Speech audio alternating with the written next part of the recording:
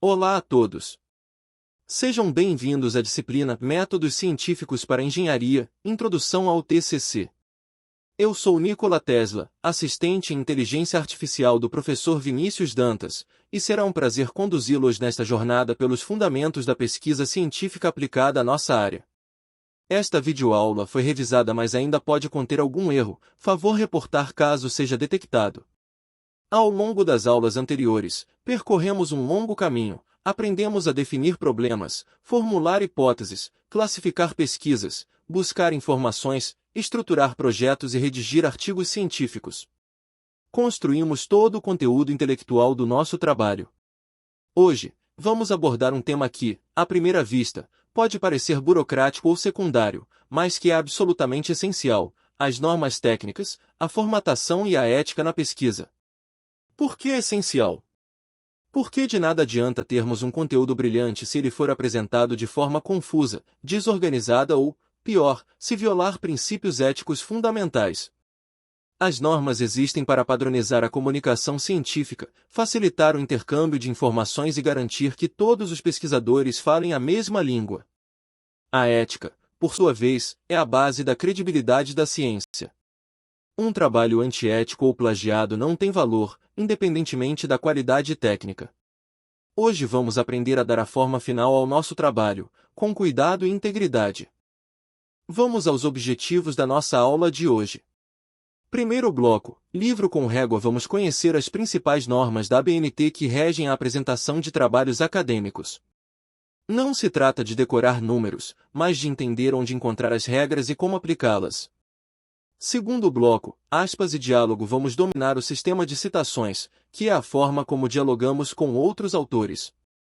E temos novidades. A NBR 10.520 foi atualizada em 2023, e precisamos estar atentos às mudanças.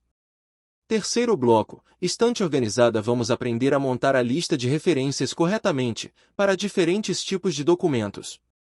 E teremos um exercício prático, porque só se aprende a fazer, fazendo. Quarto bloco, balança com coração. Vamos refletir sobre ética e integridade na pesquisa.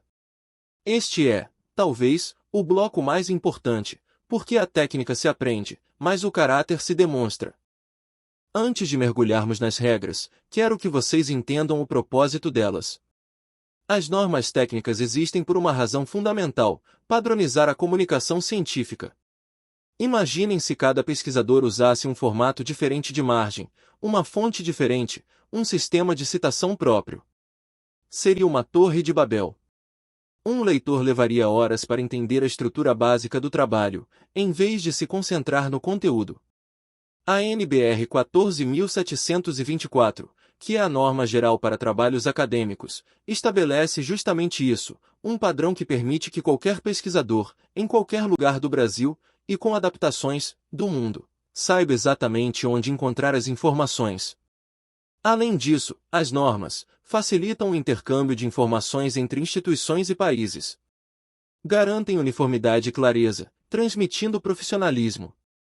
Demonstram cuidado e rigor por parte do autor. Pequenos detalhes revelam muito sobre a seriedade do pesquisador. São exigência em programas de pós-graduação, periódicos e agências de fomento. Um trabalho fora das normas pode ser rejeitado antes mesmo de ter seu conteúdo avaliado. A ABNT é a sigla para Associação Brasileira de Normas Técnicas. Fundada em 1940, é uma entidade privada, sem fins lucrativos, que há mais de 80 anos é responsável pela normalização técnica no Brasil. Ela é reconhecida como o único foro nacional de normalização, ou seja, é a voz oficial do Brasil quando o assunto são normas técnicas. Internacionalmente, a ABNT representa o Brasil na ISO, International Organization for Standardization, aquela organização que produz as normas ISO 9001, ISO 14001, entre outras. Para nós, pesquisadores, a ABNT é importante porque suas normas regulamentam tudo que diz respeito à apresentação de trabalhos acadêmicos, desde a capa até as referências, passando por citações, resumos, sumários. Conhecer a ABNT é tão essencial para um pesquisador brasileiro quanto conhecer o método científico. Vamos agora listar as principais normas que vocês precisam conhecer. Não se assustem com os números, eles são apenas códigos. NBR 6022 regulamenta a apresentação de artigos em publicações periódicas científicas. Se vocês vão submeter um artigo a uma revista, é bom conhecer esta norma. NBR 6023, esta é a norma mais usada. Trata da elaboração de referências. Vocês vão consultá-la inúmeras vezes. NBR 6024, sobre a numeração progressiva das seções, aquela história de 1.1, 1.1.1. NBR 6027, sobre a apresentação do sumário. NBR 6028, sobre a apresentação de resumos. NBR 10520, sobre citações em documentos. Atenção especial, esta norma foi atualizada em 2023. Muita coisa mudou. Vamos detalhar. NBR 14724, a norma geral para trabalhos acadêmicos, teses, dissertações, TCCS. Ela consolida muitas das regras das outras normas. Não precisam decorar os números, mas precisam saber que elas existem e onde encontrá-las. Vamos aos aspectos práticos da formatação, começando pelo mais básico, as margens. Observem o diagrama da página 4. As setas coloridas indicam as medidas: margem superior, 3 cm. Margem esquerda, 3 cm. Margem direita, 2 cm. Margem inferior, 2 cm. Por que essas medidas? Historicamente, as margens maiores à esquerda e superior destinavam-se à encadernação e às anotações.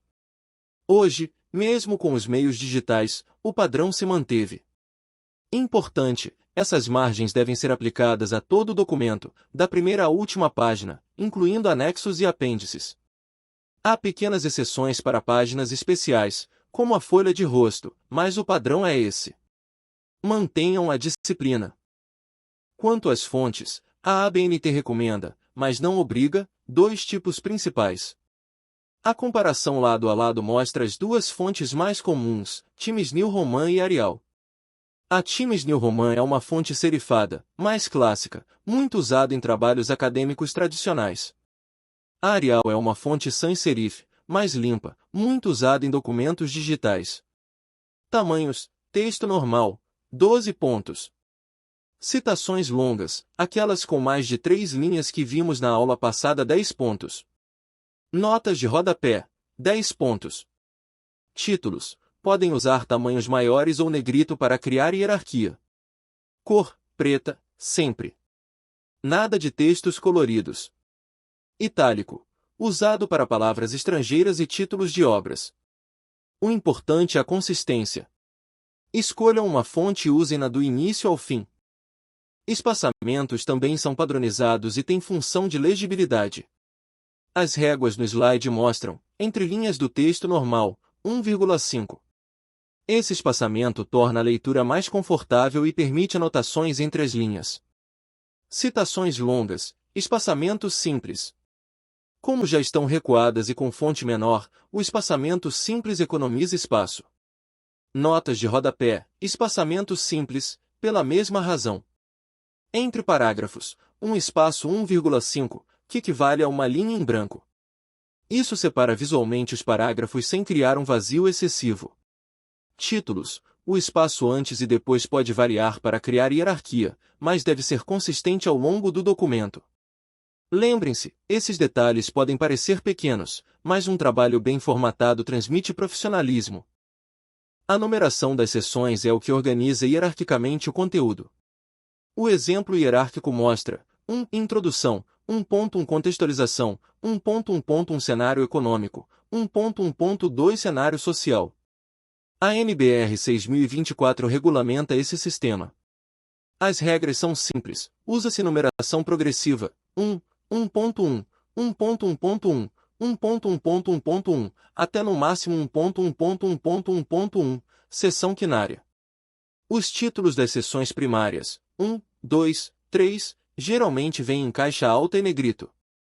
As subseções, 1.1, 1.2, podem vir em caixa alta ou caixa baixa, dependendo da norma da instituição.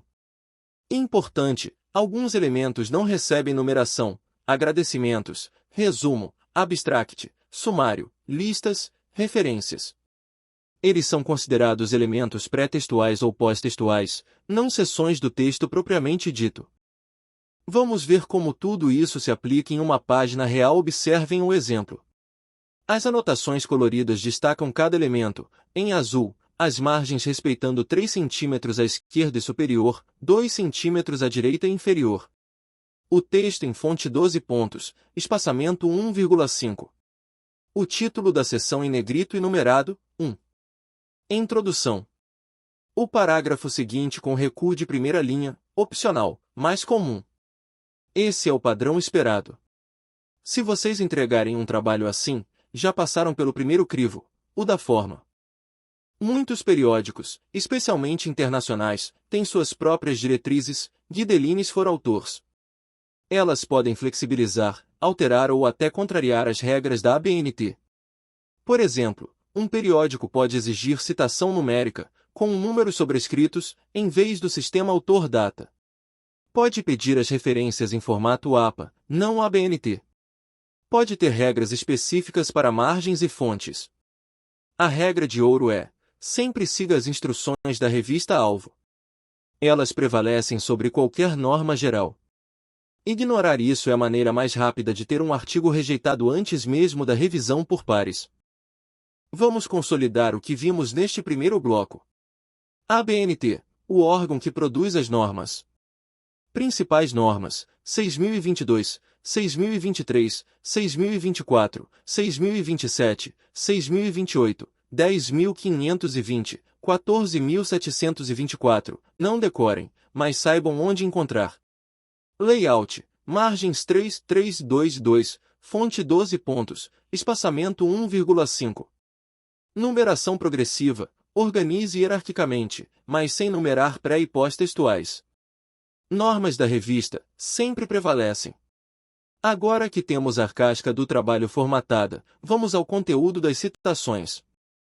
Passemos agora ao sistema de citações, regido pela NBR 10.520.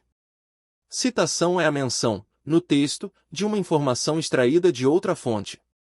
Pode ser uma ideia, um dado, uma frase, um conceito. Para que citamos? Para fundamentar nossos argumentos com autoridade. Quando citamos um especialista, nosso argumento ganha peso. Para dar crédito a quem merece. A ideia não é nossa, devemos reconhecer a fonte. Para permitir que o leitor localize a fonte original e se aprofunde. Para situar nossa pesquisa no contexto da literatura, mostrando que conhecemos o debate. Sem citações adequadas, seu trabalho fica sem base. Pior, você pode estar cometendo plágio. A NBR 10.520 foi atualizada em 2023, e isso muda algumas coisas importantes. 1. Pontuação. O ponto final agora fica fora dos parênteses da citação. Antes, era Silva, 2020. Agora é Silva, 2020. Simples, mas importante. 2. Sistema autor-data. Os sobrenomes agora vêm com maiúsculas minúsculas, não tudo em maiúsculas. Antes, Silva, 2020. Agora, Silva, 2020. Muito mais natural. 3. Pessoa jurídica. Quando a autoria é institucional, usa-se o nome por extenso, não a sigla. Antes, Sebrae, 2022. Agora, Serviço Brasileiro de Apoio às Micro e Pequenas Empresas, 2022. Mais formal e claro. 4. Citação longa. O recuo de 4 cm da margem esquerda agora é recomendado, não obrigatório. Flexibilidade, mas mantenham o padrão. 5. EAL, opcional para mais de 3 autores. Pode-se listar todos ou usar et al. A revista pode definir. 6. Expressões latinas, apud, agora em itálico, como toda expressão estrangeira. Fiquem atentos, essas mudanças pegam muitos desprevenidos. Citação direta é a transcrição literal de parte da obra do autor consultado. Você copia exatamente as palavras do autor. Características: deve vir entre aspas duplas, quando curta. Obrigatório indicar a página, ou localização, de onde o trecho foi retirado. Se for longa, tem formatação especial, já veremos. A citação direta mostra que você está usando as palavras exatas do autor, útil quando a forma como ele disse é tão importante quanto o conteúdo. Citação direta curta, até 3 linhas. O parágrafo exemplo mostra, segundo Silva, 2019, p. 35, a educação é a chave para que a sociedade progrida e tenha melhores condições de sobrevivência. Ponto. Observem a pontuação, a frase termina com aspas, e o ponto final vem depois dos parênteses da citação, conforme a nova regra. Outra forma, a citação pode vir no final, entre parênteses. Exemplo, a educação é a chave para que a sociedade progrida e tenha melhores condições de sobrevivência, Silva, 2019, p. 35, ponto. Novamente, o ponto final fecha a frase. Citação direta longa, mais de 3 linhas. Observem o parágrafo recuado à esquerda. É uma citação longa. Regras. Constitui um parágrafo independente, ou seja, você dá um enter antes e depois. Recue de 4 cm da margem esquerda, recomendado. Espaçamento simples entre linhas. Fonte menor, 10 pontos. Sem aspas. Exemplo. O desenvolvimento sustentável é um conceito amplo que envolve a integração entre aspectos ambientais, sociais e econômicos. Nesse contexto, Silva, 2018, p. 78, destaca: a importância da sustentabilidade tornou-se evidente nas últimas décadas, com a necessidade premente de preservar os recursos naturais para gerações futuras. Esse paradigma exige uma abordagem holística, considerando não apenas as questões ambientais, mas também os impactos sociais e econômicos das ações humanas. Percebam que o texto está claramente separado, facilitando a leitura. Citação indireta não utiliza aspas, porque não é uma transcrição literal. É a ideia do autor expressa por você. Características. Não é necessário indicar a página, embora alguns autores recomendem, por precisão. Obrigatório indicar autor e ano. Exemplos. Segundo Oliveira, 2016, a gestão eficaz de projetos é crucial para o sucesso organizacional. A gestão eficaz de projetos é crucial para o sucesso organizacional, Oliveira, 2016, ponto.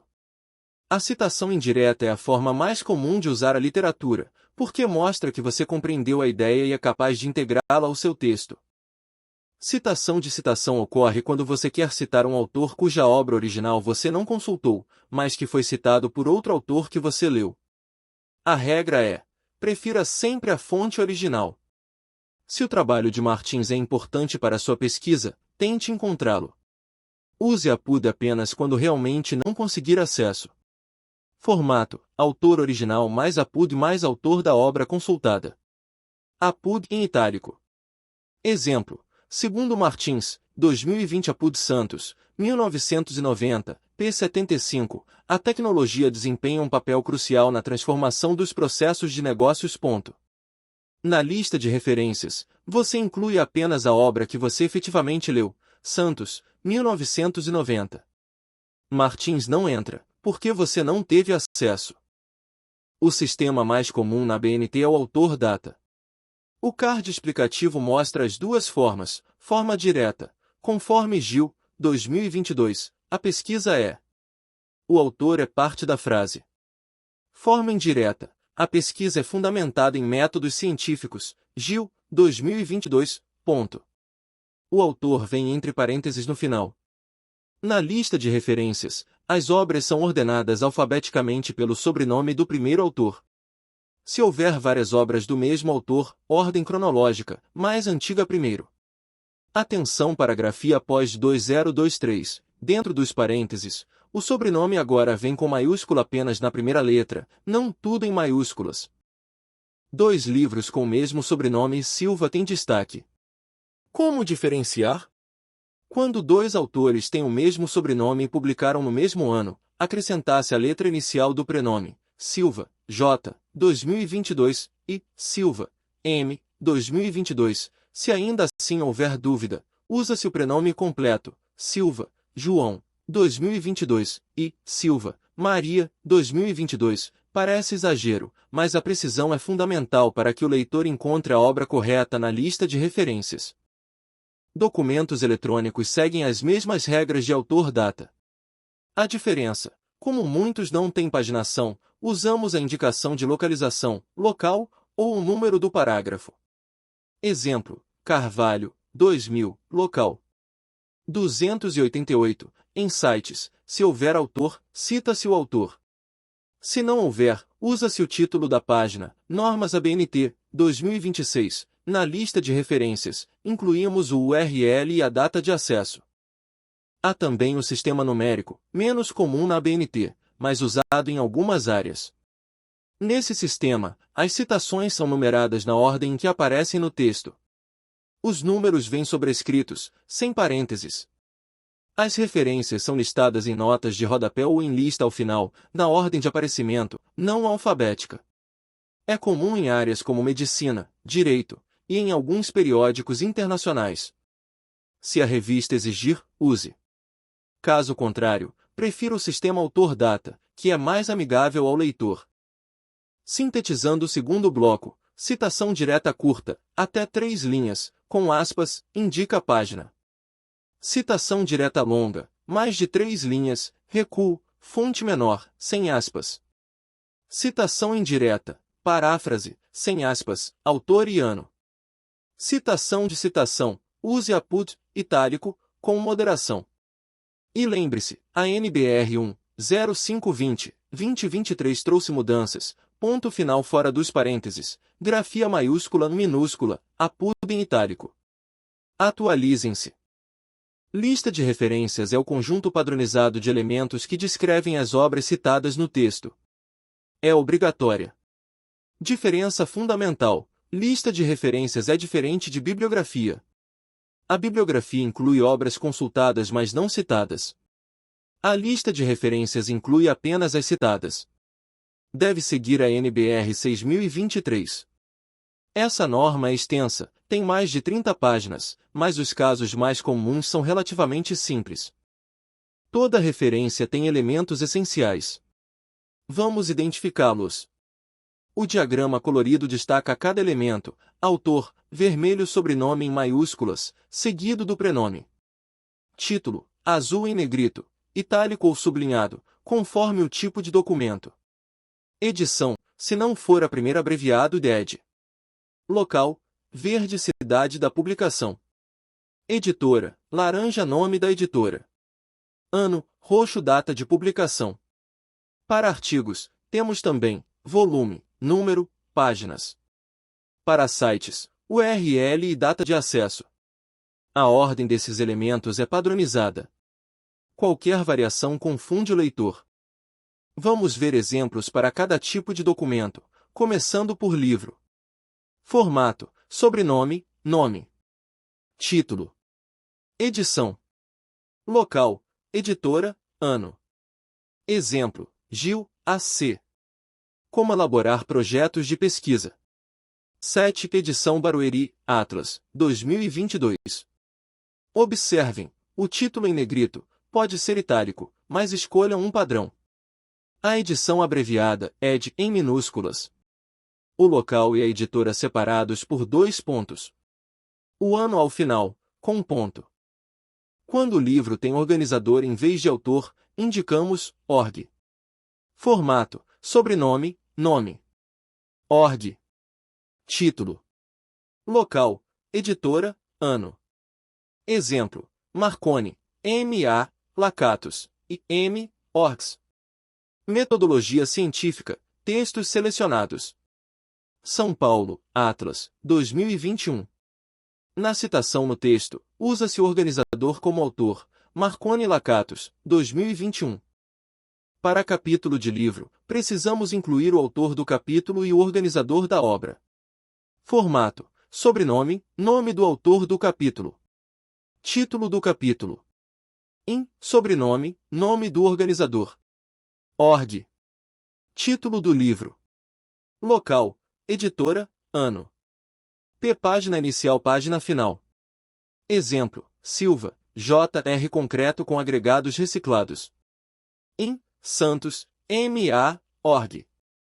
Avanços em tecnologia do concreto. São Paulo, Blucher, 2023. p. 4578. A palavra in indica que o capítulo está contido no livro. As páginas indicam onde o capítulo começa e termina. Artigos de periódicos são os mais comuns na pesquisa acadêmica. Formato: sobrenome, nome. Título do artigo. Título do periódico: local, V volume, N número, P página inicial página final, mês e ano. Exemplo: Silva, J.R., Santos, M.A. concreto com agregados reciclados, uma revisão. Revista Ebracon de Estruturas e Materiais, São Paulo, V15, N3, P115, julho 7, 2022. Observem: o título do periódico em negrito, o volume abreviado V, o número abreviado N, as páginas P, e o período de publicação, julho-setembro. Trabalhos apresentados em congressos entram como anais. Formato: sobrenome, nome. Título do artigo. Nome do evento, número, ano, local. Anais. Local: editora, ano. P página inicial página final. Exemplo: Oliveira, P. Análise de viabilidade de concretos com RCD. Congresso Brasileiro do Concreto, 65, 2023, Rio de Janeiro. Anais. São Paulo, Ebracon, 2023. P 123-130. A palavra Tanais. Com reticências indica que se trata da publicação do evento. É seguida do local e editora. Para teses e dissertações, o formato é específico. Formato: sobrenome, nome. Título, subtítulo. Ano. Número de folhas. Tipo, grau, instituição, local, ano. Exemplo: Souza, M. Concreto de alto desempenho com agregados reciclados. 2023, 150F Dissertação, mestrado em Engenharia Civil, Universidade Federal de Santa Catarina, Florianópolis, 2023. Observem: o número de folhas, 150F, o tipo, dissertação, com o grau entre parênteses, e a instituição precedida de travessão. Para sites e páginas web, a data de acesso é essencial, porque o conteúdo pode mudar. Formato: autor. Título da página. Ano. Disponível em URL. Acesso em data. Exemplo: Coelho, B. Projeto de pesquisa, o que é, como fazer e exemplo prático. 2024 disponível em https://blog.metzer.com/projeto Acesso em 20 de fevereiro de 2026. Se não houver autor, a entrada é pelo título. A data de acesso é obrigatória porque sites são dinâmicos, o que está hoje pode não estar amanhã. Patentes também são fontes importantes em engenharia. Formato: título da patente. Nome do depositante ou inventor. Código da patente, data de depósito, data de concessão.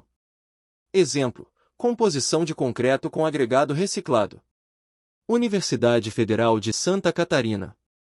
BR 10-2023-01234556, 20 de janeiro 2023, 15 de julho 2024. Consultem bases como INPI, Brasil, USTO, Estados Unidos, e Spacenet, Europa, para obter esses dados. Normas técnicas também têm formato específico. Formato: órgão normalizador. Número da norma, título. Local, ano. Exemplo: Associação Brasileira de Normas Técnicas. NBR 5739, concreto, ensaio de compressão de corpos de prova cilíndricos. Rio de Janeiro, 2018. O órgão normalizador entra como autor, em maiúsculas. A lista deve ser organizada em ordem alfabética. Regras: ordem alfabética pelo sobrenome do primeiro autor. Obras do mesmo autor, ordem cronológica, mais antiga primeiro. Consistência: escolha um padrão e siga-o rigorosamente em todas as referências. Se você usou negrito no título de um livro, use em todos. Se usou itálico em artigos, use em todos. Dica de ouro: use gerenciadores bibliográficos como Zotero ou Mendeley. Eles garantem a consistência e poupam horas de trabalho. Sintetizando o terceiro bloco: referências, listagem padronizada das obras citadas. Elementos essenciais: autor, título, local, editora, ano. Formatos específicos: cada tipo de documento, livro, capítulo, artigo, evento, tese, site, patente, norma, tem seu formato. Ordem alfabética e consistência são fundamentais. Exercitem com exemplos reais e usem gerenciadores. Vamos agora ao último bloco, o mais importante de todos: a ética.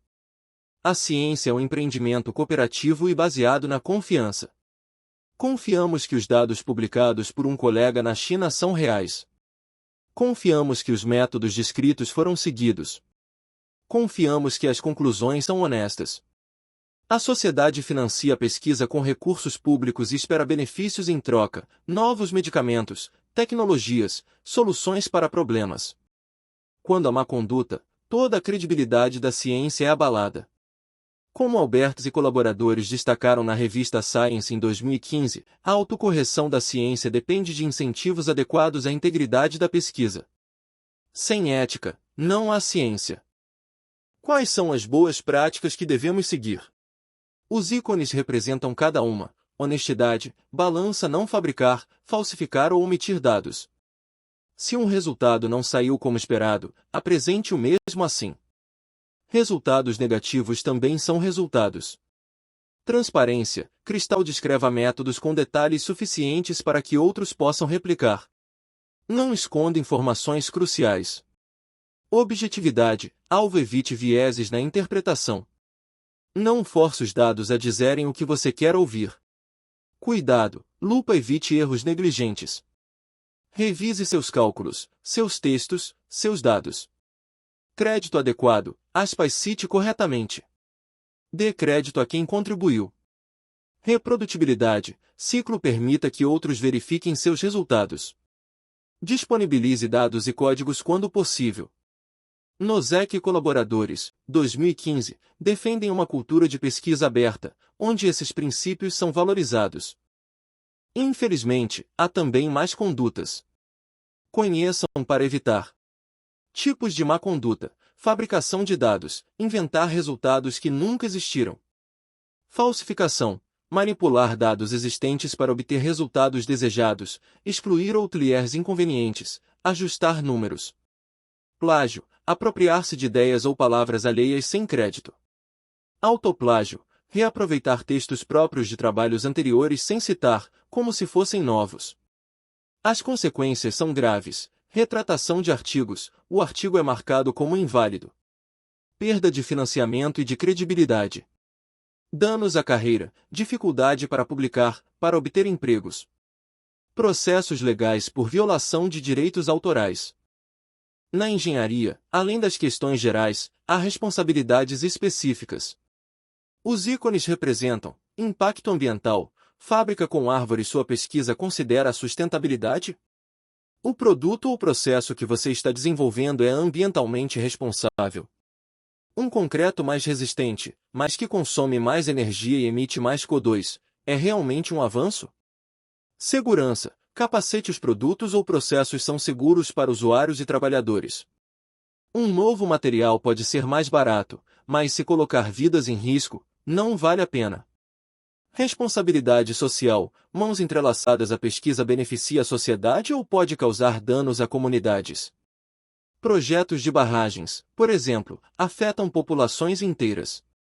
Conflito de interesses: cifrão com interrogação a financiamento que possa influenciar os resultados? Pesquisas pagas por empresas que podem se beneficiar de resultados positivos precisam declarar esse conflito. Propriedade intelectual: respeitar patentes e direitos autorais de terceiros. Não usar tecnologias protegidas sem autorização. Vamos refletir sobre um caso real e trágico que ilustra muitas dessas questões. Contexto: 25 de janeiro de 2019. A barragem da mina Córrego do Feijão, da Vale, se rompeu em Brumadinho, Minas Gerais. 270 pessoas morreram. O mar de lama destruiu comunidades, poluiu o rio Paraupeba, chegou ao mar. Questões éticas que emergem. Qual a responsabilidade dos engenheiros que projetaram, construíram e monitoravam a barragem? Houve pressão por produtividade que levou a decisões inseguras? Alertas foram ignorados? Os dados de monitoramento eram transparentes para os órgãos reguladores? Qual o impacto social e ambiental, e como foi considerado nas decisões? Lições para nós: a engenharia não é uma atividade puramente técnica. Cada decisão de projeto tem implicações éticas. A segurança e a vida das pessoas vêm antes do lucro. A transparência com dados é fundamental. E a responsabilidade social não é opcional, é intrínseca à profissão. Chegamos ao final da nossa aula. Vamos recapitular a jornada. Normas ABNT padronizam a apresentação, margens, fontes, numeração. São o acabamento do nosso trabalho. Citações, diretas, indiretas, APUD, a forma como dialogamos com outros autores, agora com as regras atualizadas de 2023. Referências, formatos específicos para cada tipo de documento, a espinha dorsal que sustenta a comunicação científica. Ética, honestidade, transparência, reprodutibilidade, responsabilidade social e ambiental, o alicerce sem o qual nada do resto faz sentido. Na próxima aula, a última da disciplina, abordaremos submissão, comunicação e divulgação científica, como escolher periódicos, lidar com revisores e apresentar trabalhos em eventos. Será o fechamento da nossa jornada, preparando vocês para o mundo real da pesquisa. Seguem as referências utilizadas. Agradeço a atenção. Até a próxima!